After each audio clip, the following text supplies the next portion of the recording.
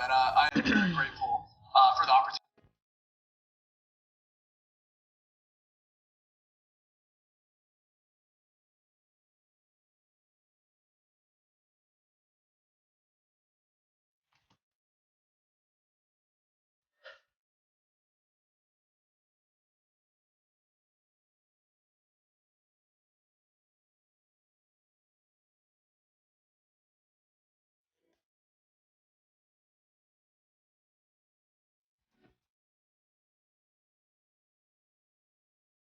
Hey everyone, thank you for coming in. We are getting lots of people popping in right now, coming over from their lunchtime. Please start saying hi in the chat. Let us know where you're coming from. Who are you representing in the space? Let us know who you are.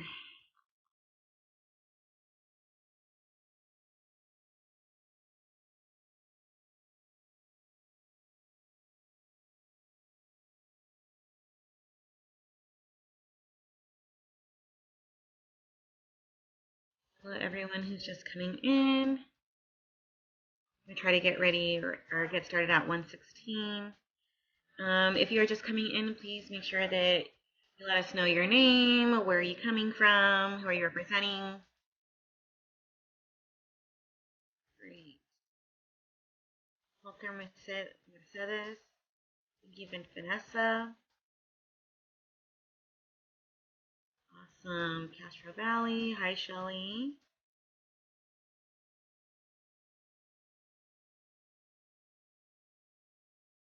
All right, welcome.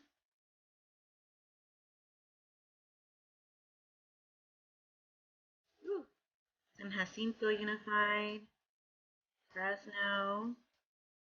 Hey, Damien in the room. So for those of us that are just coming in, please share who you are, what organization you're representing, where are you coming from. All right. Stockton in the house. What's up, Glendale?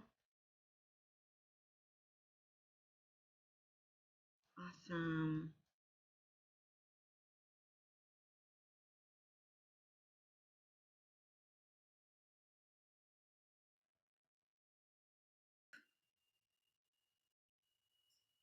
All right. Hi, everybody.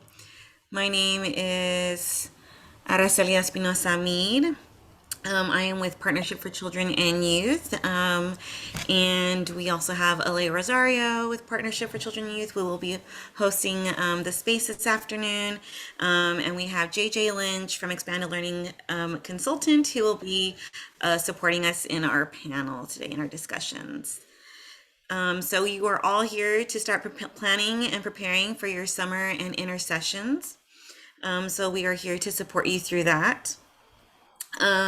Just remember that this session is being recorded. Please make sure to mute yourself. And if you can, please turn on your video. We know sometimes you're working in the offices, so that's not always possible. Just to let you know, if you are not familiar with Partnership for Children and Youth, we are an organization that's strategically linking practice and policy, making sure that children and youth in the most under-resourced communities receive quality expanded learning opportunities. That can be anything from school, after school, summer spaces, the places that you are all providing extended care for our young people. So we want to support their academic, social, emotional, and physical well-being. I don't think we have the QR code showed up on that one. But in the chat, we can put in the link to access our summer page. Today's goals, we're going to learn about innovative summer practices, how to prepare for summer. We're going to explore how planning for summer can translate to also planning for your intersession offerings that we are all now having to add it into our yearly plan. And we're also going to share summer intersession plans and then have questions with peers. There's a lot of experience in the room, so we also want to pull from each other and help each other have access to resources. So we'll go ahead and do our welcome as what we're doing right now in our introductions.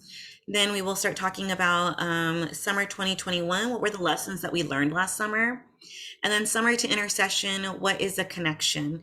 There are a lot of connections from summer and intercession, so you want to make sure that you have those resources to do. And then we will spotlight JJ, as I said earlier. And then if there's time, we may do breakout rooms or just have a whole space discussion. And then we'll close out today.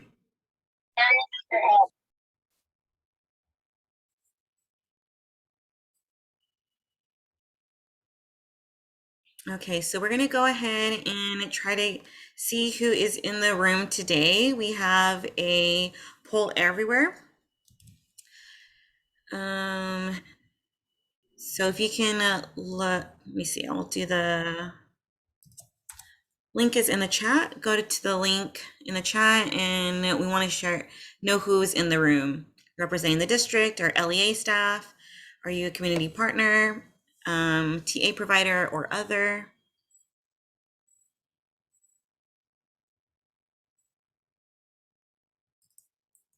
For those of you that are just coming in, there's a poll in the chat. We want to know who's in the space with us.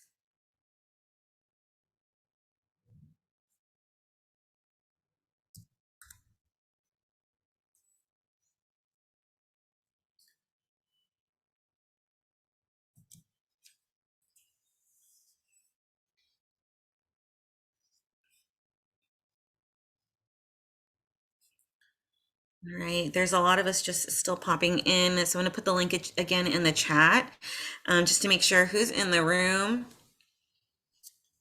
We do have district representatives. We have our community-based organizations, some TA providers, and others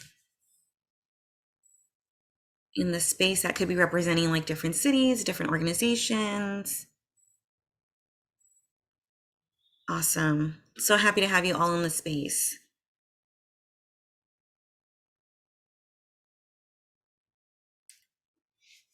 All right, and then if you can go to the next slide, we're going to do a word cloud. And so if you can just share, what is your favorite summer activity as a child? I am a huge baseball fan, and my birthday is in the summer. Yes, baseball, the first thing in the chat. Yes, thank you. So go ahead and put your favorite activity as a child in the word cloud.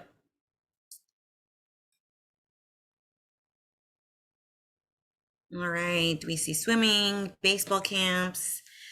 I'm sorry for the Yankee fans. I know we got some Dodger fans out here, specifically me. I know that we're representing the entire state, so there's going to be some things happening. Swimming, we have a lot of swimming, a lot of basketball, riding, right? This is the time to experience different activities, doing different activities like art, maybe hanging out with your family. I see the dad is in there. People going to the lake. Awesome. Yes, the river, getting out in the water. This is a time to explore new activities, and the things that you are all provides that for all of our youth. So just thinking about all of your experience that you had as a young person, that's definitely showing up here. And then thinking about like, what does the word cloud look like also for your youth? It would hopefully look very similar. Awesome. Horses, that was added in there. Some free time. I think there's like a dairy farm that was in here. That's really awesome. Sometimes I would go to Mexico too and work on my grandparents' farm. So that was always a little fun. Biking is the best. Festivals, have some other stuff in the chat. So going to the beach, pool parties. Awesome. Great. Outdoors. I'm trying to see if there's other time playing and exploring. Reading does happen in the summer, right? Sleeping over with the cousins in the chat. Different trips. So great. Loving to see all of your experiences. Wonderful. Thank you all for sharing. All right, so I'm going to go ahead and pass it over to Aleah. All right, thanks Araceli, and thanks everyone for sharing your favorite summer activities. And as Araceli said, I love the idea of like thinking about what is the word cloud for the children and youth in your program, right? And these kinds of activities that were memorable for us, that we think of immediately when asked, what was our favorite summer activity as a child, are the exact kind of activities that we want to create for young people, that open their their eyes and their minds to new experiences, where they can be with their peers, engage with their families and staff, right, to create really memorable learning activities that looks different than the school year, right? So want to keep that framing in mind as we go ahead with our workshop. So we are going to share a little bit about, what we learned from summer last year and the really great things that happened last year during summer, so that you can take that moving forward as we go into this summer, as well as thinking about how our learning and what we do during summer can help translate over to those 30 total intercession days that's part of the ELOP requirement. Want to start by showing this this crosswalk, right? And it's probably nothing surprising to you all, but we did this quick crosswalk of some of the kind of major components of ELOP on the side. And we put that next to what we know about quality summer learning from the research and best practice, right? So like this idea of 39 school days that are no less than 9 hours in person, that's an ELOP requirement. We already knew from our research, from decades of research about summer programming, that no cost full day programs that ran from anywhere from 4 to 6 weeks were the highest quality programs that had greatest outcomes for youth, right? An ELOP requirement of the 20-to-1 staff ratio or the 10-to-1 ratio for TK or K students, what we knew from the research and what we already have, again, years and years of research to tell us this is the best practice, that classes of 15-to-1, right? Were again led to the higher outcomes for young people, especially when it comes to academic content. So all to say, there's a lot of alignment, right, with the really flexible, but there are still requirements with ELOP, with what we know makes up quality summer learning. So we want to just put that out there first. And as I said, we PCY, but even before this last year, we housed and were part of a Summer Matters campaign, which was a multi-year effort. I'm sure many of you had touch points with that campaign, a few years ago, where we did a lot of work in California to define what quality summer was. We codified summer learning into law, right? Because we knew how important it was. And we did a big awareness raising campaign. So we encouraged more districts than ever across the state to offer summer learning programs that, again, weren't summer school, but included hands-on enrichment, field trips, activities that opened horizons, expanded opportunities that look and feel more like summer camp.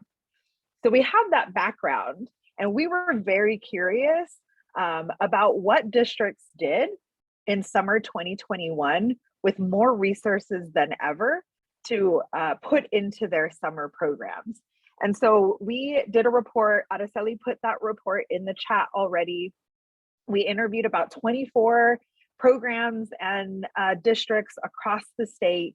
And what we found that overwhelmingly, compared to all of the other education news that was happening, if we put ourselves back to this time last year, there was a lot of really negative news cycle about education, what was happening. By and large, summer was a bright spot in that news cycle. So not only did we interview districts, but we did a media scrub, right, and a media analysis. And we're completely blown away that 88% of districts provided summer learning options. We don't have good data to compare that to because we didn't necessarily collect it as a state, but 88% of districts reporting that they provided summer learning was incredible. Over 70% of those districts offered some kind of in-person learning, which we knew was super critical. Again, if we put ourselves back to this time last year, many districts and young people were still doing virtual learning, and nearly 40% of those districts offered fully in-person programming. And then this table on this slide also shows the variety of kind of summer programming offerings. So yes, there was, you can see 96% provided some kind of academic intervention or grade remediation, but also wellness services, right? Targeted intervention, enrichment, mental health services, and learning acceleration. And so we were also really pleased to see that along with this kind of grade remediation came wellness services, a focus on mental health, a focus on social emotional learning, because we know that's what expanded learning can do really well. And we already knew that that's part of what makes up a high quality summer program. These bright spots were not without challenges, for sure. Staffing was a major theme when it came to challenges and will likely continue to be a challenge. But we did see some solutions also being explored and implemented last summer that I think we should continue to try out and test out moving forward. Of course, increasing pay was a strategy that we saw. Maximizing the number of full-time roles, right? Now that we have more resources for summer, now that we have to run or offer a 9-hour day program, that provides the opportunity to create and maybe explore with some full-time roles, even if it is just for the summer. We saw districts work with their unions and their HR departments to modify job descriptions and make sure that roles were really reflective of being able to offer a high quality summer program. Hiring high school students was a win-win, right? One, because we know that the ELOP funding prioritizes TK to 6 grades. And so again, a caveat to the bright spot with summer learning is that lots of districts did not offer or did not kind of as intentionally offer summer learning for high school students. But we did see some districts provide paid work experience for high school youth who worked in the summer learning program as tutors or mentors or small group facilitators for their younger peers. And that, again, such a win-win. It gives high school youth work experience, paid work experience, and it helps to expand the number of children and youth that can be served in the summer program. Another strategy that we saw around staffing was giving staff the flexibility to choose not only like when they work or when they teach, but what they do during summer programs. So asking the staff, what are their interests? What are their hobbies? What would get a certified teacher, right, to give a week or 2 weeks or several weeks, and giving staff choice was a really great strategy or an interesting and creative strategy that we saw. We also saw a range of staffing models to address some of these challenges. And you can see this kind of list along the side and pinpoint, what you do during your summer program. Is it a blend of a community-based organization and a district? Mostly district run, but we did see a range of those models that you can read about in the report as well. We also will share resources from other workshops, virtual workshops that we've been doing over the last 6 months. And we did hold a workshop specifically on summer staffing strategies. And so you can access those resources by following the link in the chat. In addition to the staffing strategies, some of the highlights, I guess, in terms of strategies for programming really came through. This first one, of course, was prioritizing student engagement, social emotional learning, and mental health. By and large, districts understood that that's the kind of learning, that's the kind of space that young people needed to be in. And so districts prioritize that. We know that that is a continued need, right? And we know that that's what we do really, really well in expanded learning. Some of the other promising practices that came through were prioritizing the students who needed it most, right? So looking at your data as a district and with your partners, maybe it's foster youth, right? That you kind of determine through your data lens that really needs support, or multilingual learners.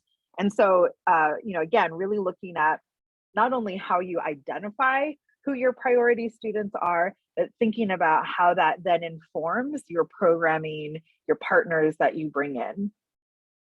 Another promising practices was utilizing those smaller class sizes or groupings, using project-based learning, intentional curriculum to build students' academic skills that still looked like learning, right, and fun and play and hands-on, because that's what we have the space and the creativity to do during summer. This table on the left side of the slide shows just a sampling of the kinds of unique and engaging summer enrichment activities that we saw. This is not exhaustive. Another promising practice is partnerships are critical at this point. We are trying to serve as many students as we can. We're faced with staffing challenges. And so partnerships can be a real, again, it's going to require a hands-on approach, an all hands on deck approach. And so partnerships are critical.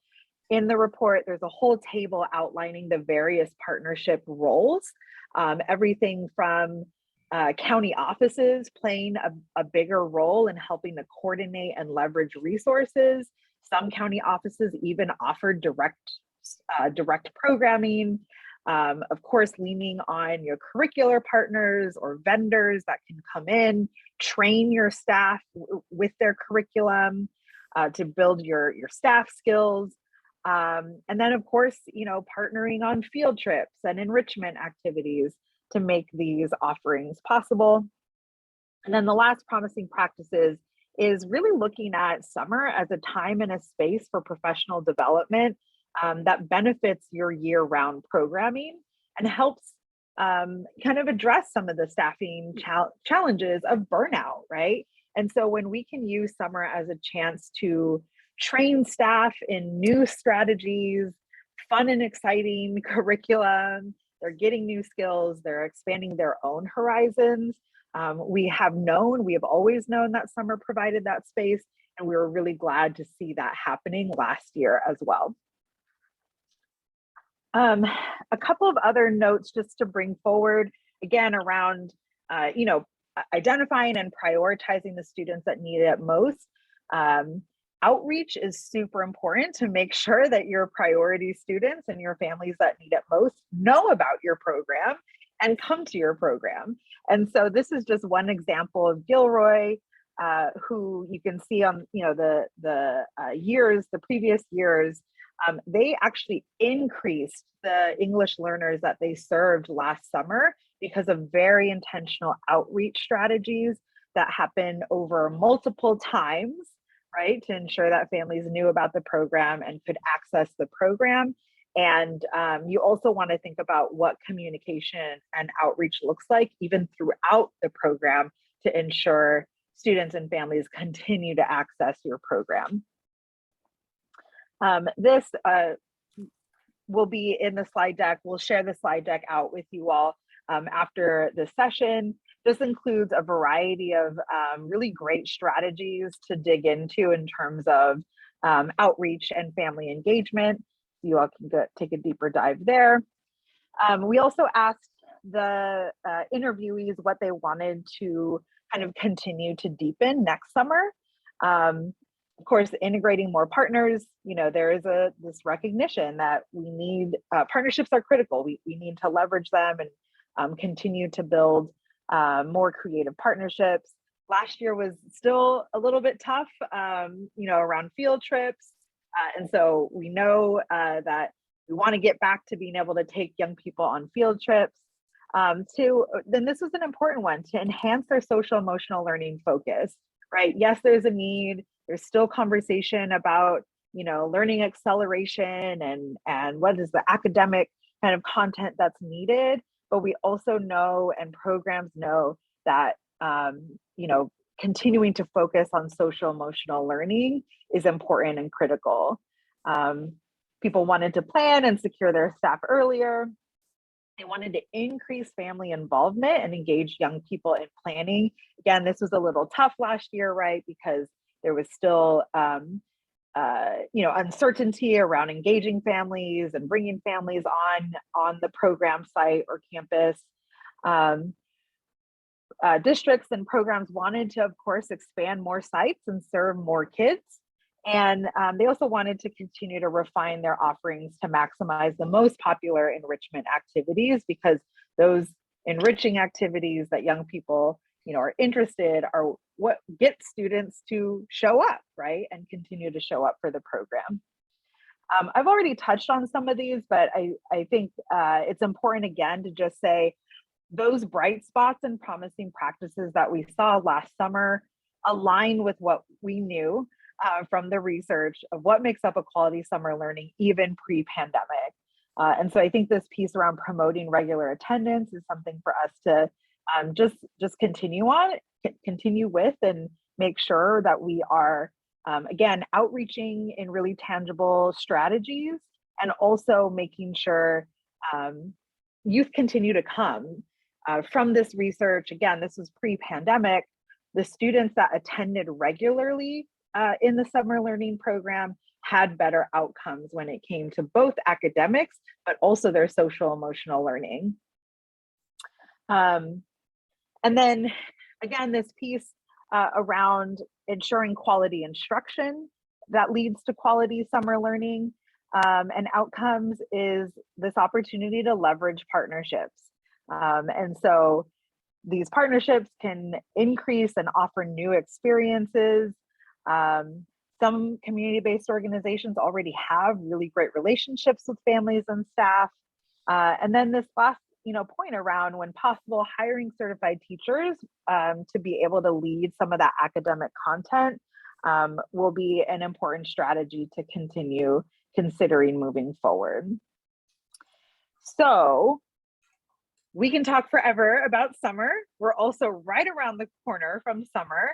And so we also want to take this time to start making the connections of, as you're planning for summer, how can you apply that planning, those partners, your program design to additional days in your school year to meet this ELOP 30-day intercession requirement.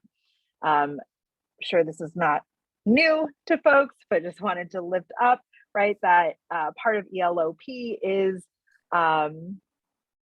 having 30 non-school days that are no less than 9 hours of in-person expanded learning opportunities. And so if you think about it, before I pass it over, if you think about it, if you run your summer program for fiscal year 23, that would start July 1, maybe your summer program runs for 2 weeks or 10 days, that's another 20 days of non-school days where we have to offer this 9-hour day. And so it's going to be super critical, super important. And again, let's build off of what we have already planned for with summer to create those intercession days. So to start us to bridge to intercession, I'm going to turn it over to Araceli, who comes from direct service programming just a couple of months ago, to share how we can all start thinking about translating our planning to intercession. Thank you, Aleah. So in my experience with summer and intercession, I think there is a lot of connections there. So what I'll go ahead and start with is, why are we offering intercession? What need are we responding to? And so we're definitely providing care for youth during off of school time. So this is very important during winter breaks, during Thanksgiving break, during spring break. Some schools have that President's week off, or ski week, whatever they call it. So those things are happening in real time. And so it's really important that parents are still actually working during that time, and they still need care for their youth. And it's very important when we provide spaces that are already familiar to our young people, to offer those spaces already and provide something new and different. So for me, it was, as Aleah had already talked about, it was an opportunity for staff to expand on their personal interests. So during the school year, we didn't necessarily focus so much on the art part of STEAM. And so during Thanksgiving time, that was an opportunity for us to really dive deep into that. Having someone on my staff that was a photographer on the side, and knowing that we already had curriculum around photography and community, it was a perfect blend to bring in her knowledge and the curriculum that we already had, that we hadn't been servicing to our middle school and high school youth. It had been shared with fourth and fifth graders, but not at a different level. So then we were able to build that curriculum, build this staff person's knowledge, and make it creative on our own. And so really making it as a form to be social justice oriented, a way to protest, a way to document, and also a way for our young people to be proud of their Oakland community. So that was something that we were really excited to blend and bring to light this past fall that happened. And again, it was based on the youth interest, and thinking about compensatory offerings, visual and digital arts, gardening, robotics, and cooking. These are all things that our youth were interested, that shared with us on our surveys from the previous years. So in the organization I was with before, there is an end of year survey that we had our youth do. And so before the school year begins, then we review the survey of our youth interest. And this is direct information from the youth that we are serving. And so this is a way to keep enrollment high during these intercessions, because this is what the students are asking for, and we are now listening to them and providing it to them. So their voice and their choice is being shown that it's very important. And that was something that we wanted to highlight in the programs that we're offering during intercession. And then how did I prepare, right? So we're lifting up the strengths of staff, the development and their interest. If someone wants to become a coordinator, someone wants to eventually be a manager, how are you bringing up their skills that they already have, the skills and knowledge that you have, and lifting that, right? So bringing in that shared knowledge. And then, as I already mentioned, utilizing the curriculum that exists and update to meet the needs. So I myself am a visual artist. And so having the things that the knowledge of art, and then having resources to digital resources, and then blending those. How do we make that something that was accessible to our young people as well?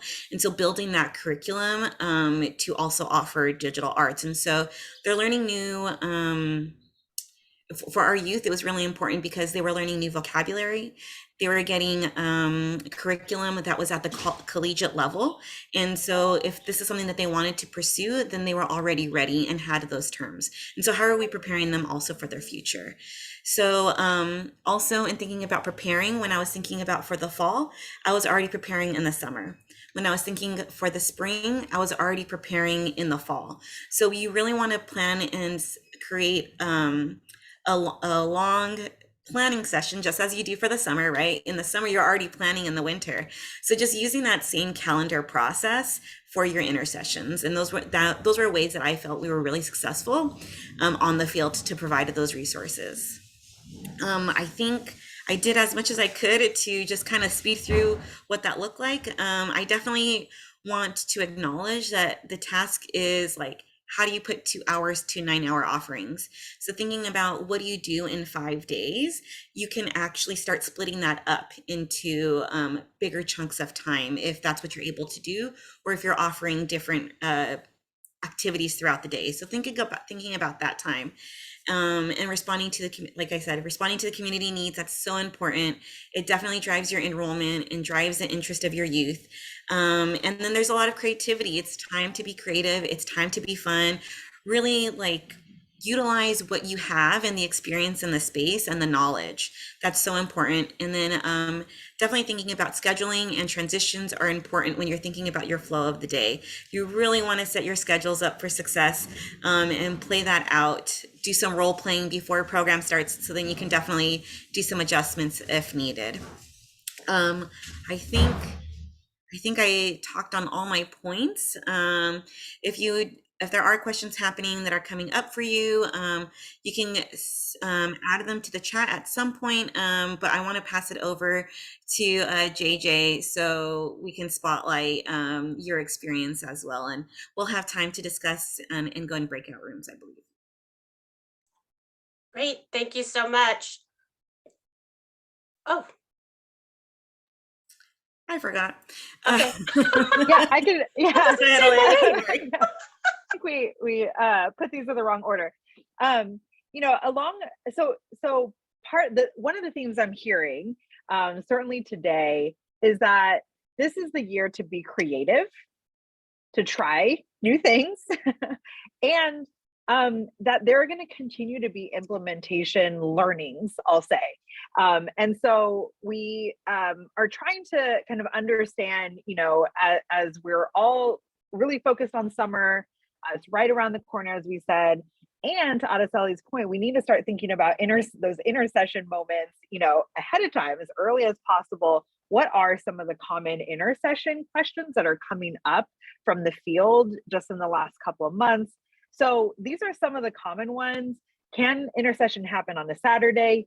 Yes, right? Saturdays are considered non-school days if it's not like a instruction only Saturday school. Is summer school considered, you know, part of, can a program make their summer school and, you know, expanded learning enrichment into a 9-hour day? Yes, as well. I would just say a caveat to that is if you're going to combine like a summer school morning with an enrichment expanded learning afternoon, how are you making that a seamless program for the young person? So, you know, like, how can your summer school not just be a sit and get for students, right? When they're just in a classroom, kind of traditional learning style, but how can you infuse some of the transitions, some of the themes, some of the things that make the enrichment part of summer learning programs a part of that morning session? So what we don't want to encourage is like two separate programs, right? Where it like feels like summer school in the morning, enrichment in the afternoon, but and really this goes to attendance, this goes to engagement, and so on. One of the other questions that is interesting that kind of comes up is, again, what are the other times that intercession can be, you know, can be infused? Is during spring break. Questions of during these intercessions, does there need to be a full hour? Yes, any intercession day needs to be offered for 9 hours, but that doesn't mean that students have to be attending the program for all of those 9 hours. And so, you know, one of these suggestions, you might structure your 9 hours into various segments throughout the day and have students be able to sign up and have the option to sign up for portions of the day that are most interested to them or their families. So I think PCY, along with our partners at CAN and CDE, will continue to, you know, lift up some of these questions. And again, I think JJ is a great kind of spokesperson for use this year to be creative, lift up what you're doing in terms of implementation, because that is going to be shared learning for everyone across the state as we all figure this out for the first time. All right, JJ, now we'll turn it over to you. Oh, it's my turn. There's me. Now I know it's my turn. Hi, everyone. I'm JJ Lynch. I am currently providing technical assistance to a number of school districts around Northern California. I started as a site coordinator and then moved up to a district coordinator of our ACES and 21st Century programs, and have spent the last 2 years working with districts through the COVID and in-person learning, and then moving forward with ELO-G and now ELO-P, which is super amazing. One of the things, so the 9-hour day, kids don't have to attend, but if a family needs 9 hours, then we give it to them. And I think a great kind of rule of thumb around the 9 hours is it's whatever the family needs. So it used to be in the days of just ACES, we were vetting families and they had to attend 5 hours and they had to stay, and you can't ever leave us ever.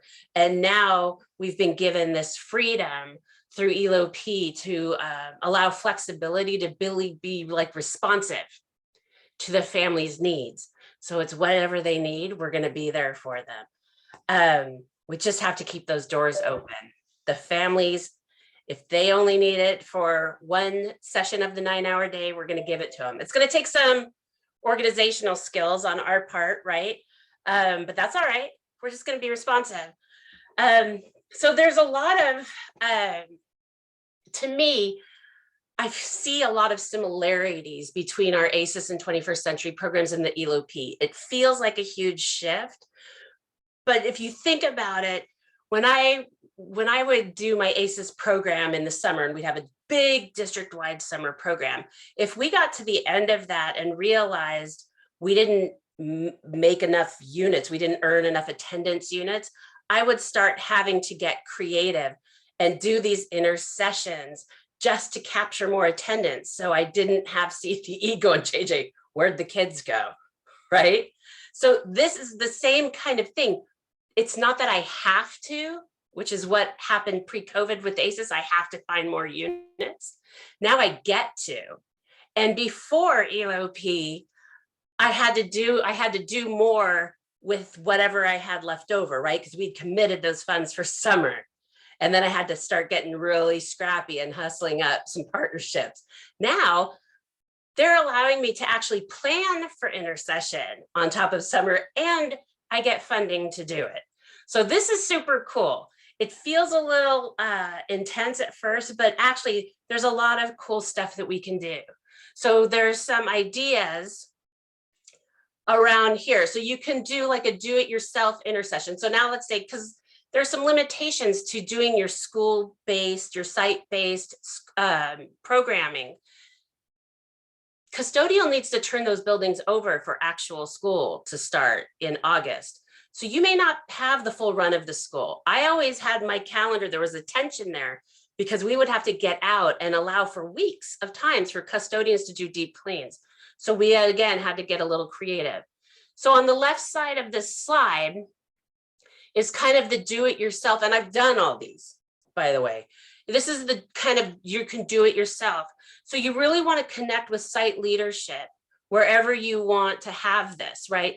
I talk to the principal. What are your needs? What do you wish you could do, right? So that principal knows, and his or her site leadership team, we've got this cluster of kids. They were in this district summer program. We want to keep that learning going. We want to keep that trajectory. So we want to do like 4 Saturdays in a row, or, hey, we want to offer like these enrichment days during Thanksgiving break at this school site. That principal might have Title I funding, lottery funding, that they can also, they may know of teachers who want to do a couple hours over a break or are willing to do that. It's easier to get teachers to agree to a really short term, even 1 day project than it is to get them to work an entire summer. So the principal knows which teachers would be into it and who wouldn't. So the staffing, I find teachers who would never work summer school who would be more than happy to do like a girls coding Saturday at their school site for their girls. And that teacher happens to be a super techie, nerdy woman who's like, yeah, let's do this. I've always wanted to do this. I found a teacher who volunteered her own time because she was in a singing club, an adult singing club. She would stay after and volunteer her own time to work with kids because we didn't have like a glee club at this elementary school. What if I had her do that for 6 Saturdays and then they presented at an assembly at school? That'd be super cool. And I could give her a stipend, right? There's so many different ways that we can get these unduplicated kids at least into these experiences that are like enriching, right? And actually academically sound. When I look at EOP funding, there are current school events that they do on Saturdays, right? Talk to the principal and say, how can we make this even cooler? You can use your EOP funding to capture this stuff. We set up climbing walls on field days and had some pretty amazing stuff going on. And then field trips. So yes, field trips in your base after school program, they have to be pretty quick. Field trips in your regular summer school program, right? That's cool. But did you know like a field trip could be an entire 9-hour day? So can you do that? Staff would commit to one day, right? So staffing becomes less of an issue if you offer all these kind of intersession. There's like a whole menu of stuff that you can offer. You don't have to just do it with school staff, right? I would work with my CBO. I had Bay Area Community Resources as my CBO in my regular program. So we would go first start with that staff. They knew the kids already. And if they wanted to pick up some extra hours, this is how we did it. So there's like a ton of stuff. This on the left-hand side requires organization, a lot of collaboration, right? Sometimes I didn't have the bandwidth to do that, to get all the units. So then we move over to the right side, the partnership side. This is more, the partnerships is more of a partnership with external providers. So there's some really cool stuff. And there's some items on this side that I wouldn't choose the do-it-yourself over partnerships. Here's the deal with the school-based programs. And I'll refer back to our word cloud. A lot of the items where we all had the best summer memories, my district would never, ever, ever allow me to do that with kids in my summer program through the district. So we could probably not ride on horses, and no one can ever even stick their foot in a puddle of water. There are no water things in my district. That being said, sailboats, swimming, horses, I mean, all of these things expand a kid's mind, right? And gets them out into these experiences that is going to make them become better risk takers. It increases their horizon. So I really think there's a good case for some of these providers to do stuff that we can't necessarily do ourselves but you can use this funding, right? So first, explore opportunities with your current partners. YMCA runs summer programs. Can we scholarship kids in, right? We don't have to vet families anymore for that 9-hour day, but now we're vetting our partners. So we need to make sure first and foremost, they offer a 9-hour day, right? That doesn't change. So that's gonna help you sift through some of these partners. We had America's Scores, which is a soccer and literacy program in Southern California and Northern California. They provided soccer in our base after school programs, but they did Saturday tournaments between elementary schools. That counts. Let's see if we can increase that partnership, right? So when you're looking at connecting with the fee-based providers, these are some of the providers like horse riding camp. You need to make sure that your district, because you're scholarshiping kids into fee-based partnerships, you just need to work through the logistics of that, right? For my district, it was just a form and we stayed out of it, right? We hooked that parent up with the fee-based provider and they worked it out between themselves. Camp Galileo, which is a fee-based camp in Northern and Southern California. Before EOP, our local Camp Galileo approached me and said, every single year we have scholarship money that goes unspent. We know that you work in the biggest Title I district. Do you have any kids who would want a scholarship into our program? Yeah, I've got a wait list of 50 kids for my elementary school-based program that are never going to get in because there's too much need. And so we redirected families there. Now I can go to Camp Galileo and say, not only can we fill your scholarship spots, I can scholarship kids into this too. And they already have that mechanism set up and that partnership set up. Parks and Recs, they do most parks and recs that I've now kind of researched, they have in the winter and the summer offerings, like they do a 1-day trip that is like to Tahoe to play in the snow, or to Big Bear, and you can scholarship kids into this so they get to play in snow over these intersession days, over these non-school days. They have specific programs that are designed specifically for not just summer, but holiday breaks, right? And then colleges and universities, we had a cool partnership with this college that had service learning. Their liberal arts students had the service learning component. They had a grant that provided transportation, and we got kids out to the beach, and they had a partnership with national parks so that there were rangers, bilingual rangers, that actually, they didn't just go to the park. They had bilingual rangers that were actually doing like nature walks and stuff.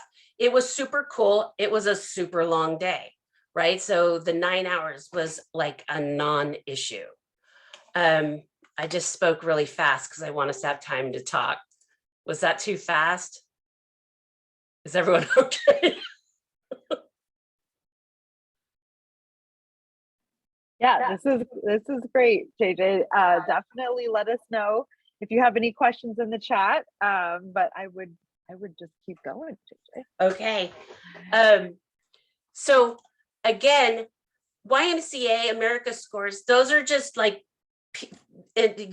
organizations that come to mind, but there's Boys and Girls Club. There's, oh God, I was in San Luis Obispo back in the 90s, and we partnered with the National Guard there. They had that cool ropes course. So we got students out for a full day of ropes course stuff. I'm trying to think of all the places up and down the state that I've had to do these partnerships. But I know that even in the rural communities, there are organizations. We had a partnership with law enforcement because they got funding for prevention and early intervention, right? Or juvenile justice prevention grants. They had the capability of actually doing a 1-week sleepaway camp.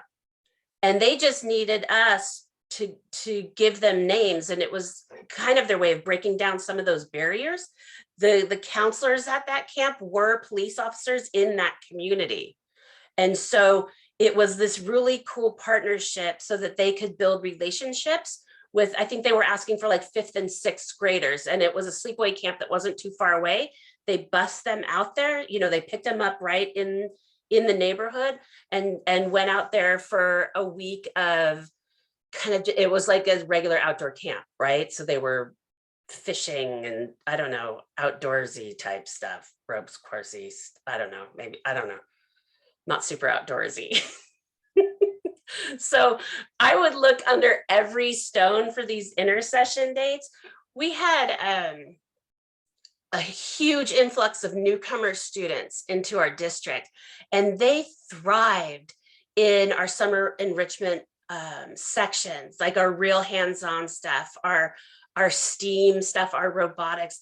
We had a full day just for newcomers to just kind of be, and did a lot of like high-level communication, and families came. In that case, we invited families if they were able to make it, and did separate kind of almost orientations to the community. And we had the fire department came out and the kids got to try on the big jackets. So there are some really cool days that you can organize and put together. I've noticed you can, search your community for summer camps. I've gone to camp fairs, which is too late now because those usually happen in March, but call them and talk, look at these camps for like sailing and horses. I found hospice. The hospice program had a camp, a sleepaway camp that was free for youth who lost close family members. And they got a week worth of camp and also counseling, grief counseling on site. And that was already free. And we just didn't know about it because hospice isn't super good at advertising their stuff, their cool stuff. JJ, there's a question on overnight camps. So, I mean, my response would be, yeah, it would count for 9-hour days if there's 9 hours of offerings. Mm-hmm.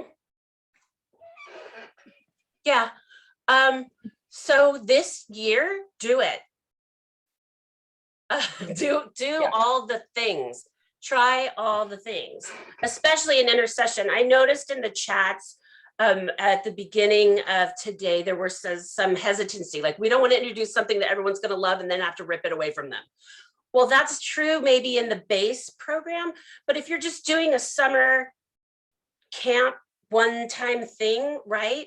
And it's not being run by you, then just do it. And I really, truly, you guys, I've been in expanded learning and a part of the Elop conversations, right? In the technical support meetings. And I truly believe that the work that we do next year is really going to be the basis from which CDE drafts guidance and more FAQs from our implementation. So just do something cool, do something you've always wanted to do. If it doesn't work, next, it's all for the good. I mean, I don't think you can come up with a program that's going to harm anyone, right? I mean, I can't think of it right now. I'm sure someone will find a way, but like, let's do this. And I think the best practices are going to come from our implementation. There's another question in the chat. Are there any rules or regulations for meals and snacks needing to be provided during summer or intercessions? So when Aleah, listen to me and correct me.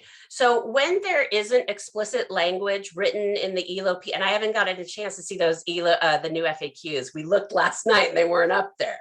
I thought I was crazy this morning.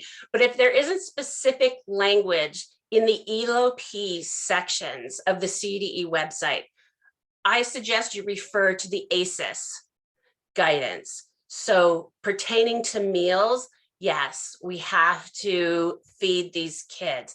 It's recommended that districts are utilizing all of those federally subsidized meal programs first. If in the event that for some reason that is not accessible to your district, then it is allowable to spend ACES money on meals. So I am going to infer, ladies, that would be the case for Elop, but you need to exhaust those subsidized meal programs first. Yes. Mm-hmm. Yeah, I think we've heard some additional questions about meals, or maybe I should say more than one meal. And so I would agree, try it. Keep a lookout on the CDE Expanded Learning Division FAQs page. If they haven't been updated, somebody give us a shout out if they have already. Keep a look at those FAQs for sure about that. Eduardo just had a really good question. If we offer one Saturday at one middle school, at one out of the 4 middle schools, does that day count towards the overall total of 30 days? Or do we have to offer 30 days at all 4 middle schools? Do we offer the day to all 4 middle school students, but at one site to count it as a day?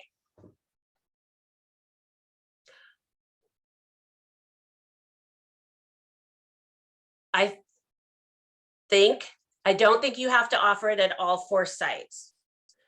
Our ACES summer programs, in the past, we have it at one school site, and we've got kids from all of our ACES schools because it's the one school that's actually in the community. So we don't have to bus as many kids in, and it's easier for our families. So I don't think you have to do it at every single site. The offering, though, I don't know that there's anything guidance on this. I think that you would, what do you think? Ladies, what do you think? Do they have to offer the day to all the 6th graders from 4 school sites, or does it matter? I don't know that it matters. That's a good one. I think it's still, you should be looking at your unduplicated pupil count numbers, because audits start in fiscal year 23. I did just look at the FAQ page, and it does look like it was updated. And part of the update is categorizing questions into different buckets. And I think there are some EXLD team members here, and so invite them to also chime in if they haven't already. I'm going to put the link to the FAQs in the chat right now. So the cool thing about the Intersessions is it's allowing you to widen, and Roberto, thank you, access versus enrollment. These Intersessions are also a way for you to serve a broader swath of students to try and hit that 50% unduplicated number, right?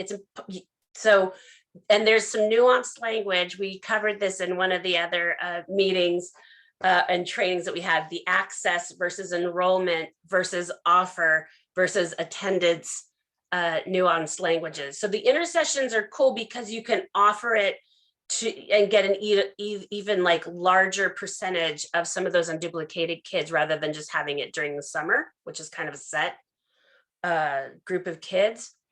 The access versus enrollment, providing access to just really means that you're not excluding groups of students from your programs. And that can be super simple. That can be just posting on your district's website that anyone can look on and say, hey, we've got this cool summer program, right? That is providing access to anyone who wants to respond to that, if that makes sense. A kid coming to a 1-day program during an intersession is enrolled. That counts as enrollment. So is the kid that comes to the 4 to 6 week summer program at your school site. That kid is also enrolled. Those kids are both enrolled. Does that make sense? Where does EXLD people, where I don't see them. I don't see them. Oh, love activists for music program in LA. I love that. If there are any community-based organizations here who would love and be interested in partnering with LEAs, can they post their information in the chat for the LEAs to follow up on? Yeah, I think that's a really great idea. And then we'll also save the chat and add the resources at the end. Yeah. A lot of CBOs, the staffing issues that Aleah was talking about, this money can help solve a lot of those issues. And I was tasked by one LEA to do kind of some research on staff rates and kind of unfilled openings for after school programs. And what we found is that organizations that paid $20 an hour were never short-staffed this school year for the 21-22 school year. In the same district, there were other CBOs at other school sites that didn't pay that much, that were understaffed thus far.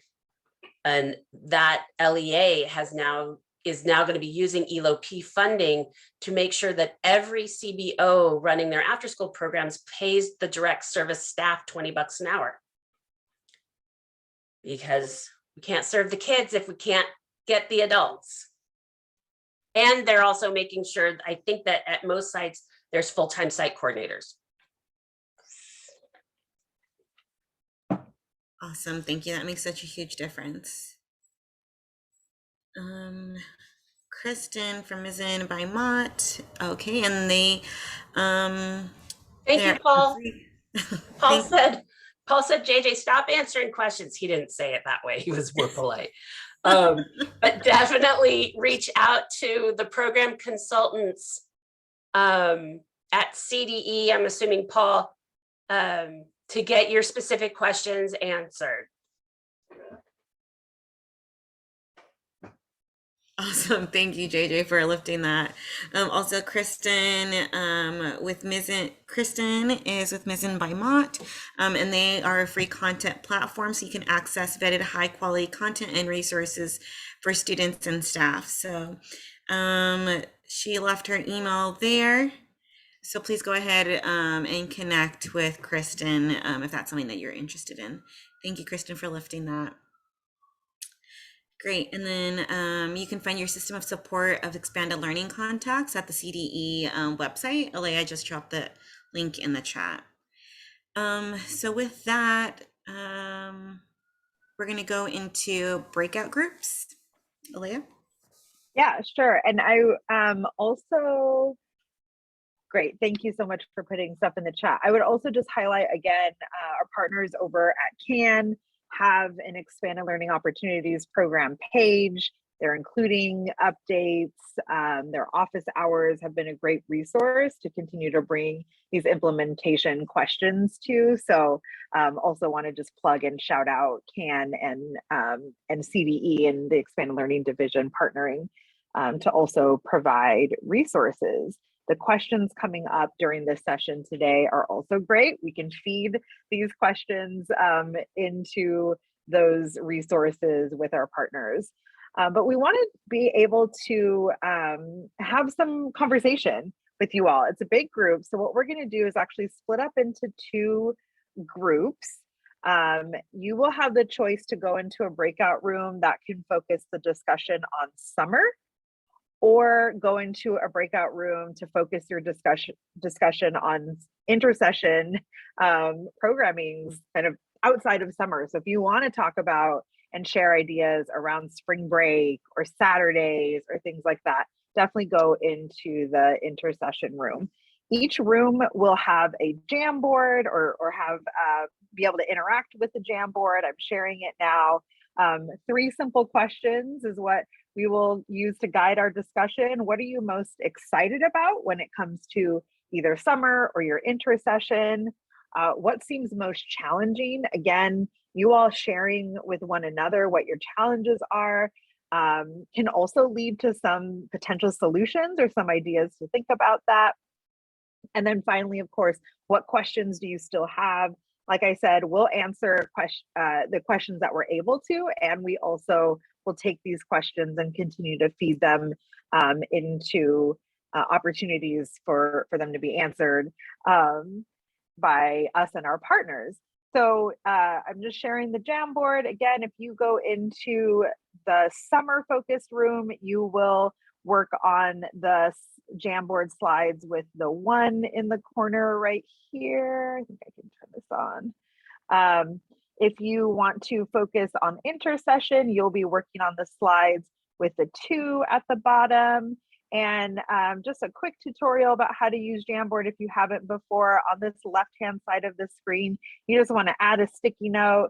It'll bring up a little text box. You can write your idea. I would suggest 1 idea per sticky note because it's not the biggest sticky note ever. You can choose a color if you want, hit save, and then your idea will show up on the sticky note. You can move it around there too. So, Araceli, are we ready with our breakout rooms? Yes, I'm going to go ahead and open them now. Okay, go ahead, share the Jamboard link in the chat before we go into breakout rooms. And then, like I said, if you want to go into focus on summer, go into room 1. If you want to focus your discussion on intercession, go to room 2. And again, this is a chance for peer learning, peer exchange, and we'll be glad to hear a little bit more about what you all are thinking about. All right, thanks so much for the context, JJ, and giving us so much to think about and also build from. Great. I am opening up the rooms now. Great. Do you So want me in here, please? Yeah, feel free to join either one, I can JJ. back and forth. Yeah. Okay, so on your little Excuse me. controls. I'm logging onto my computer. I'm transitioning from my phone. Can you guys let me in? It's Yes. Greta. Should be Greta. Oh, I And see. then you might have to repost the link since I'm just coming back in now. Okay, I'll repost it. Thank you. Okay. JJ, can you go into room 1? I'll go into room 2, and that way, Araceli, you can kind of stay in the breakout room and manage things. Okay. And then join when you can. Okay. Cool.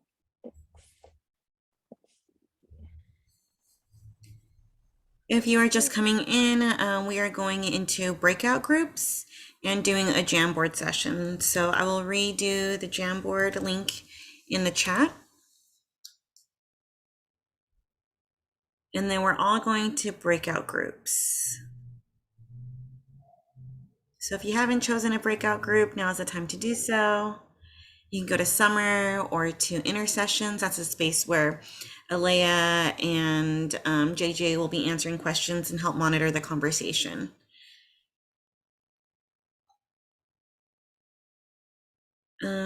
Sabrina, were you able to access the Jamboard?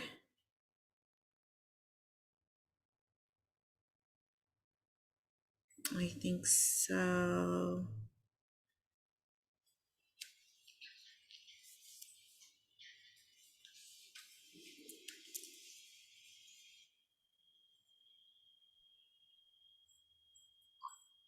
Let me know if you need me to support you going into the different breakout groups.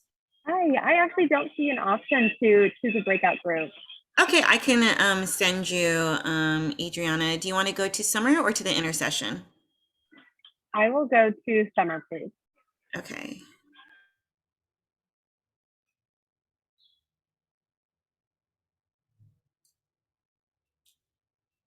All right, you should be able to go. Again, if you cannot access the breakout groups and can't choose and would like my support, I'm here to do that as well. So if you would like me to put you in a space, I can do that for you.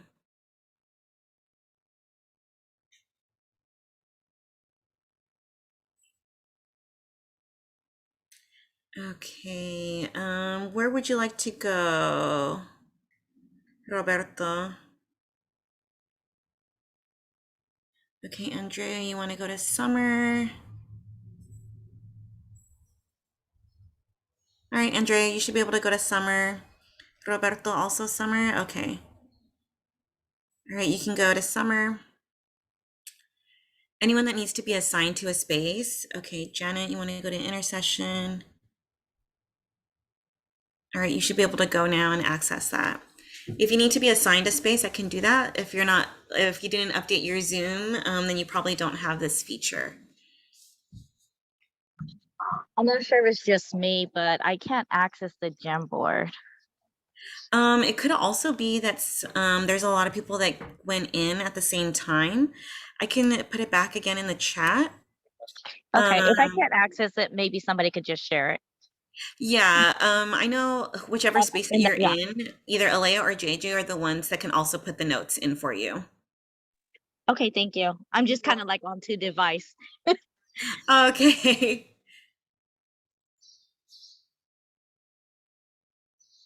Anyone else need support with getting into a breakout room?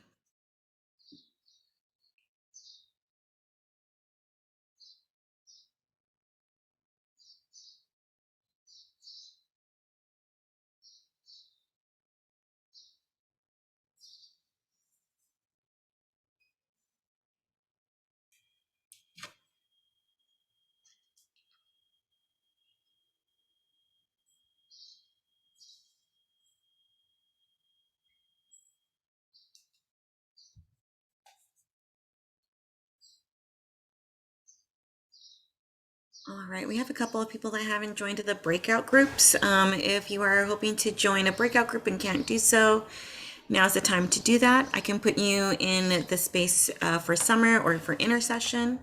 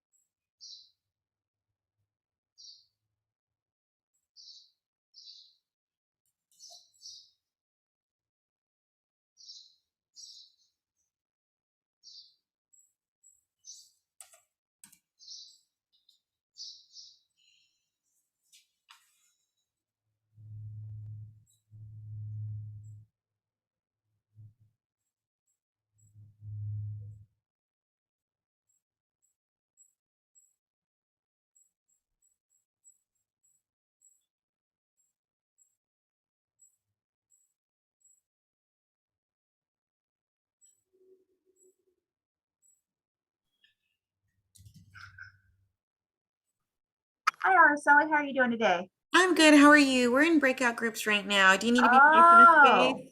I'm sorry, say it again. Do you need to be placed in a breakout room? We have it summer Sure. and intercession. Which one would you like to go to? Let's do summer. That's the one that's coming up. All right. I'll Thank send you right on you. over. You're welcome.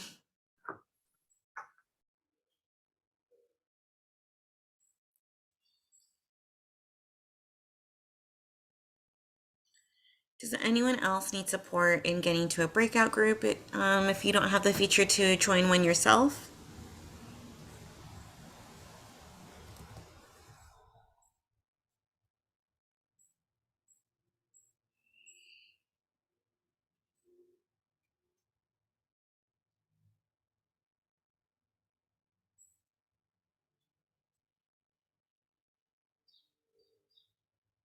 No problem.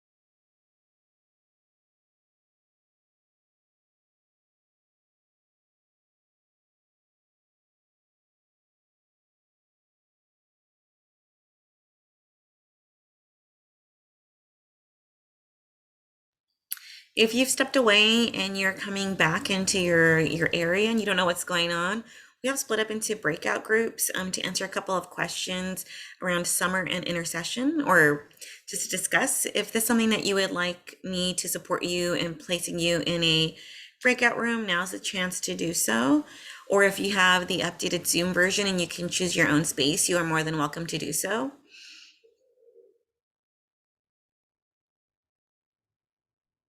Or you can, all right.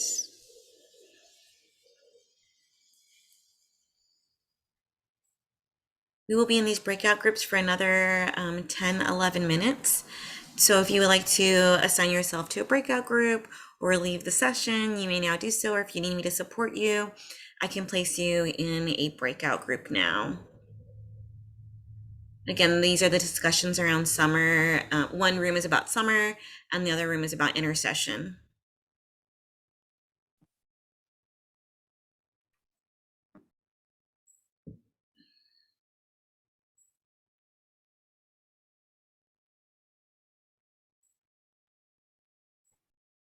Hi, I'm so sorry I logged in. I mean, I'm in this room, but I Yes. didn't get a chance to introduce myself.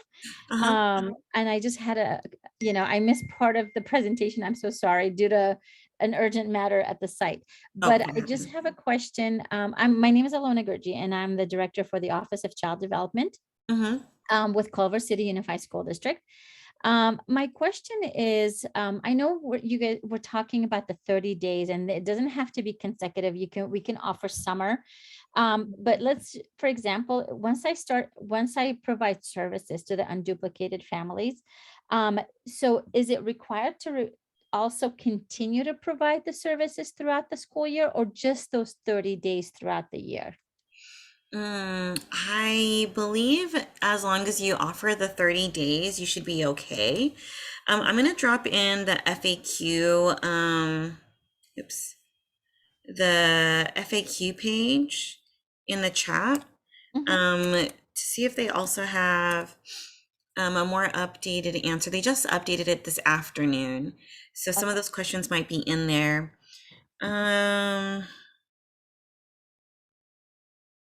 Thank you. You're welcome.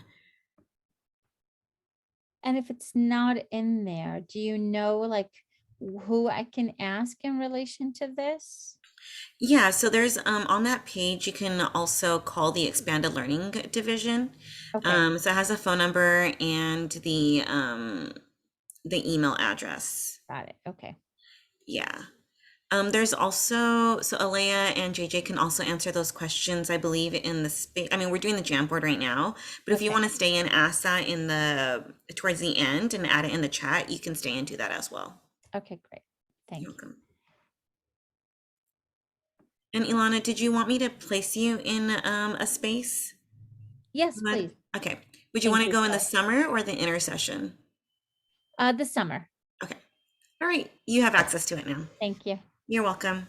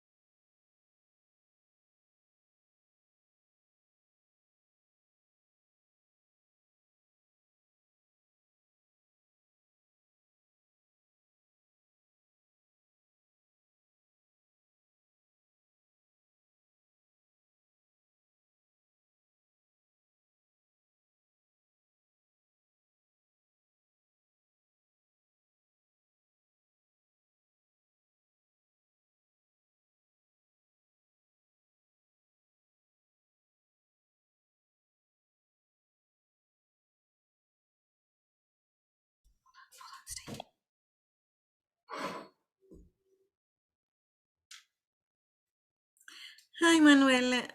Thank you for joining. Right now, everyone is in a breakout groups. We have a summer breakout group and an intersession breakout group.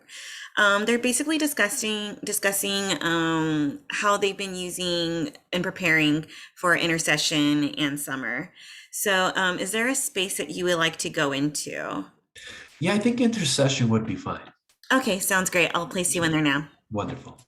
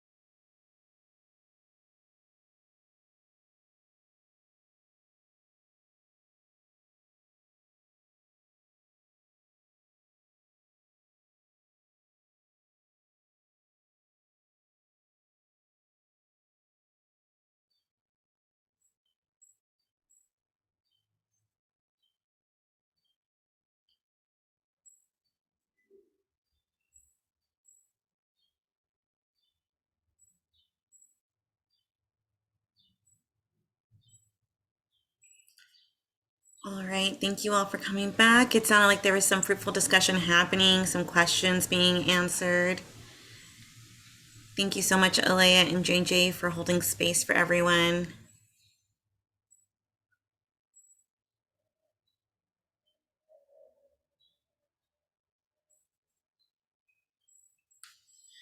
Okay, we're gonna get ready to wrap up.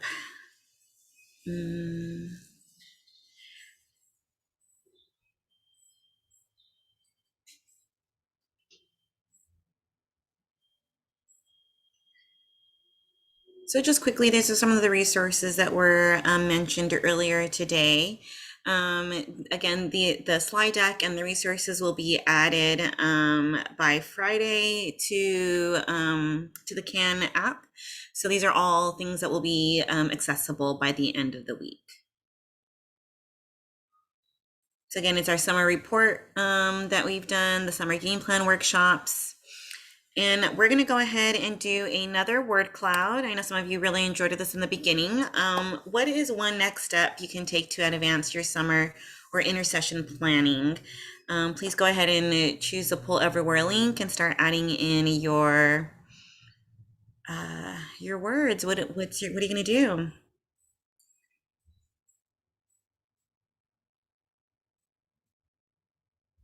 Are you going to start partnering? Are you going to be reaching out to others?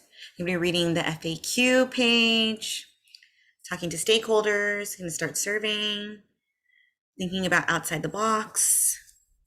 Great. Start planning, right? Plan is important. Finding staff, yes. Again, drafting your programs, doing more outreach, connecting with the community. Very awesome.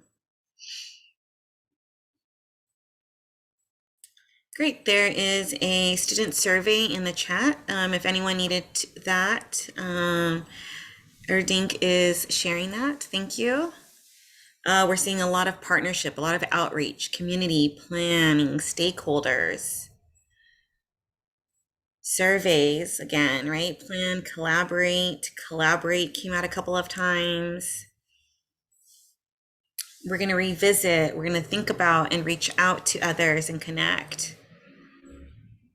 Amazing. Onboarding will be happening. Great.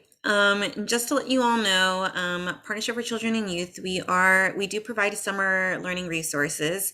So we have past workshops and recordings that you can find on the website, and a TA hub. So go ahead and go to partnerforchildren.org/summer to find all of these resources. And we have these community workshops coming up. Thank you so much. It's going to be May 19th. Again, go to partnerforchildren.org/summer game plan. And you can attend these workshops. We'll have one May 19th and another May 26th. We are at time, so I want to make sure that I'm honoring your time and your space, and you all have lots of things to do today.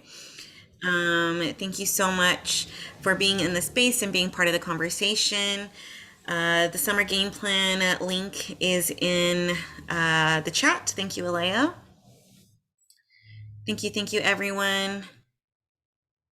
And again, we will have all these resources by the 13th. Thank you so much. Enjoy your afternoon.